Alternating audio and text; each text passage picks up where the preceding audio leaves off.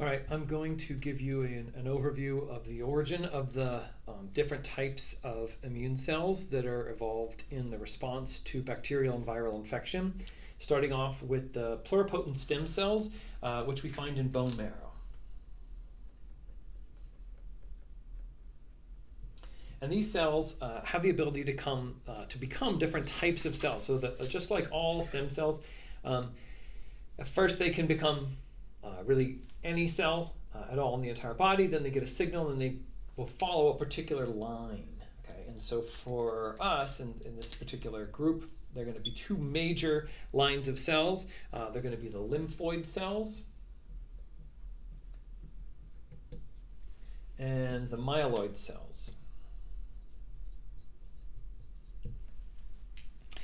So it's the myeloid cells that will give rise to what we call granulocytes.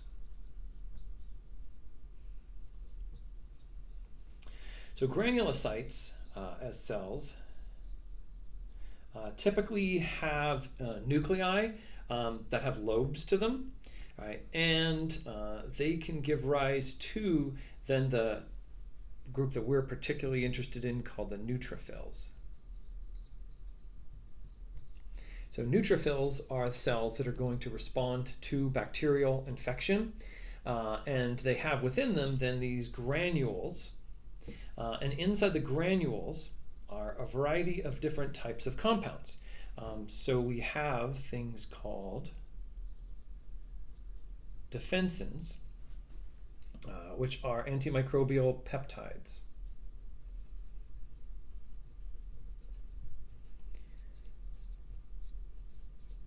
So if you remember, it's the neutrophils that are really one of the most common white blood cell, and one of the most common cells in your blood. And they are going to be typically the first ones on the scene at a bacterial infection. And then they can then release these defensins and other molecules called cytokines, which are of a variety of types that can either kill the cell and through other mechanisms, or particularly recruit other types of cells to the site of the infection. In addition to that, neutrophils can phagocytize a foreign bacterial cell as well. Along with neutrophils are basophils, eosinophils, but these are ones we're not going to get into, cells that are involved in parasitic infection or allergy, but since it's not something that's specifically along the line of what we're getting into, we're focusing on the bacterial infection. All right, myeloid cells can also give rise to our, if you remember those, dendritic cells.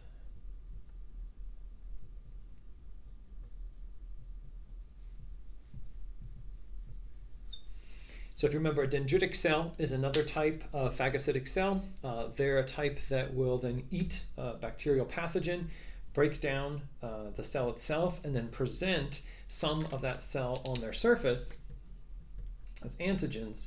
So they're antigen-presenting cells, and that's sort of a unique thing that they would do. Now, the dendritic cells can also come from the lymphoid line as well. Right, so they can actually come from either of the two lines. The two main types of lymphoid cells that we are going to get into are going to be the B cells and the T cells. Now B cells, again, I already talked about a little bit. The B cells have antibodies on their surface, specific binding sites, that can then recognize pathogen. But there's only a few B cells of all different types in your body. Once they bind to a particular pathogen, what can happen is then the replication of the B cells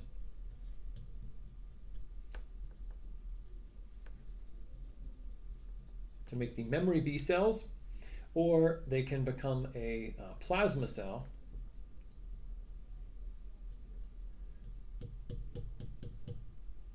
which will release antibodies. So now we look at the T cells. Okay. T cells are going to be leaving the bone marrow and then mature in the thymus.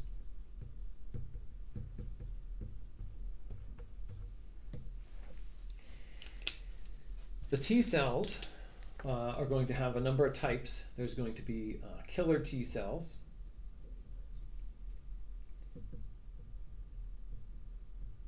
helper T cells, and cytotoxic T cells. The killer T, so let's look at here before we go any further. One of the differences to kind of break down between the B and the T cell. So obviously there's these mature in the bone marrow, these mature in the thymus. We're going to find that there can be T cells that are going to have a type of memory. They're going to go through this same sort of process. But the specific difference here is that B cells are what we call humoral, right? They're in the blood and they're going to interact directly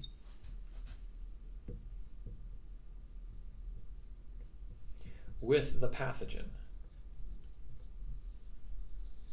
Okay, so B cells interact directly with the pathogen. T cells can go into tissues as well, and they interact with infected cells. Okay, so human cells that are infected. So if we come over here, we have an infected human cell. There's a pathogen that's already come into that cell. What's going to happen is that the B cells would bind to bacteria, or they might produce antibodies that would bind to the bacteria or the virus, opsonizing it so that it can be phagocytized by other cell types. What the T cells are going to do is they're going to interact with this particular cell. So we may get a cytotoxic T cell.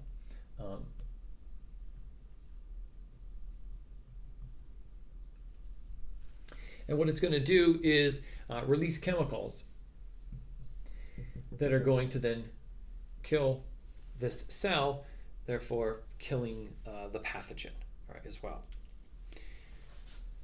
All right, so kill infected cell. And mainly the difference between the killer T cells and the cytotoxic T cells is that the killer T cells tend to be a little more generic, and the killer T cells have a specific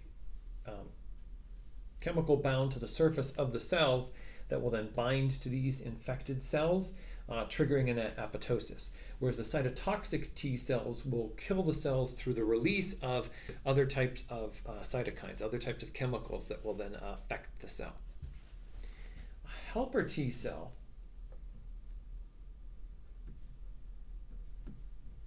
is a recruiter generically.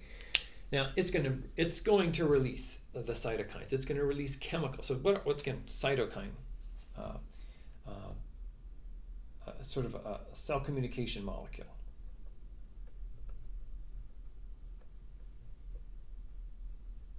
So, but as a communication molecule, it can have many different roles. For example, it could be something that's telling the cell to kill itself, to do apoptosis.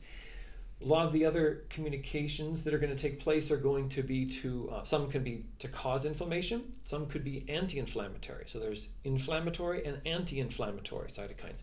Some of them are going to recruit other cells. So there might be some that say, we need more neutrophils in a particular area. So neutrophils are going to rush into that particular area, and so will the dendritic cells, and then so will some of the B cells. And they'll all be recruited to the area by specific chemicals released from these helper T cells. So the T cells in general, like the B cells, are going to have specific binding chemicals on their surfaces.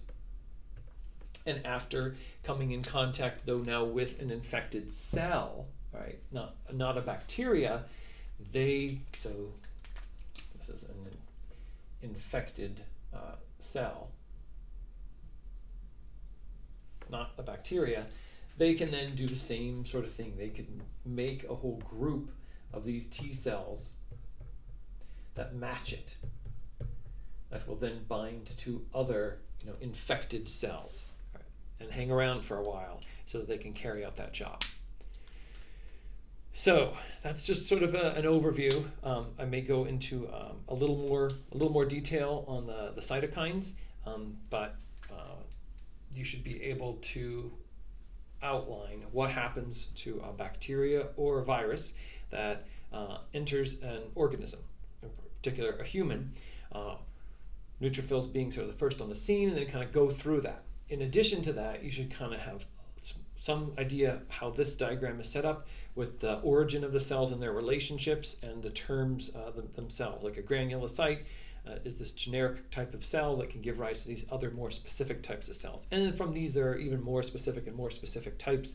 There are many specific types of T cells that we're not really getting into. I'm just giving you sort of the overview of the concept.